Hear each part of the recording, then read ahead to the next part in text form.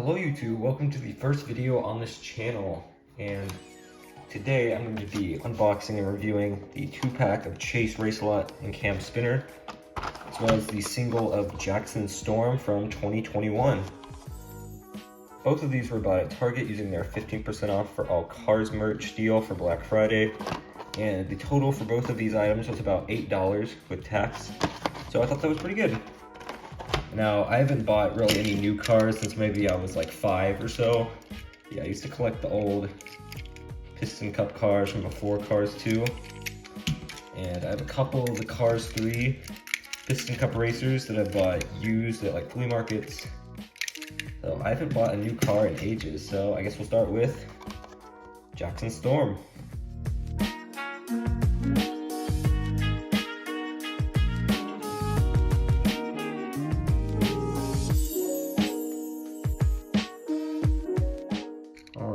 This is the Cars 3 version of Jackson, and these were the other cars released around this time. So this was, I believe, 2021. Everything on here does seem to be made of metal, aside from the tires, the bottom, and the spoiler here.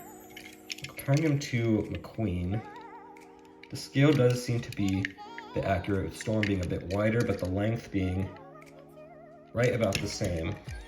And this is the 2016 Piston Cup season version of Jackson, as he does have his rookie stripes on the back. I do remember him being a bit more black than gray, more to match the wheels. But overall, I don't think it's pretty good. Now on to Chase and Cam. Now, just from the packaging, these two do appear to be a lot less glossy than Jackson, so we'll see what that looks like when we unbox them.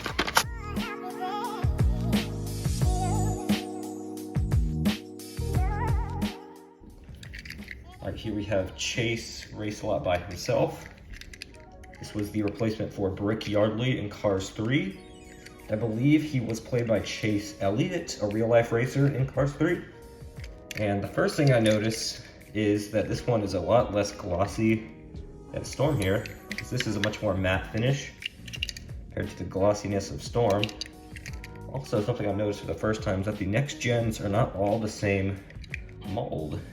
Pretty interesting. Storm has a bit more protrusion out front where the grille would be, whereas Chase is more grounded, has the sort of air catcher on the bottom. It's a lot more rounded, and Storm's flat. Similar to Jackson here, it's almost all metal aside from the tires, spoiler, and bottom. I could just hear that metal. Honestly, I think I like Chase a little bit more than Jackson. Now onto the last model. And lastly, we have Cam Spinner. This one seems to be a bit of a mashup between the Chase and Jackson's, just as from a design perspective. This one is a lot glossier than Chase, has a more metallic finish. But it does have that similar shape to Chase, but the front end is a bit more flatter, akin to Jackson here. The spoiler is also a bit similar to Chase's. Let's go this one. So the silver wheels are pretty nice. Something I forgot to say on all of these, that they all roll very well. If you want these wheels to spin, it will go for a decent amount of time.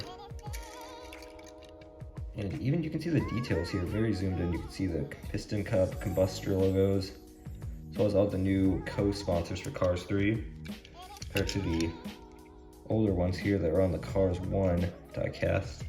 Overall, out of these three, I would have to say that Chase is probably my favorite. I just think the look of this one is probably the best, and yeah, I'm not a huge fan of the super glossy finishes.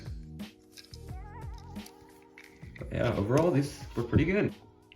And if you guys watching this would want to see more cars, diecast reviews, or anything else to do with cars, let me know by leaving a comment, subscribing.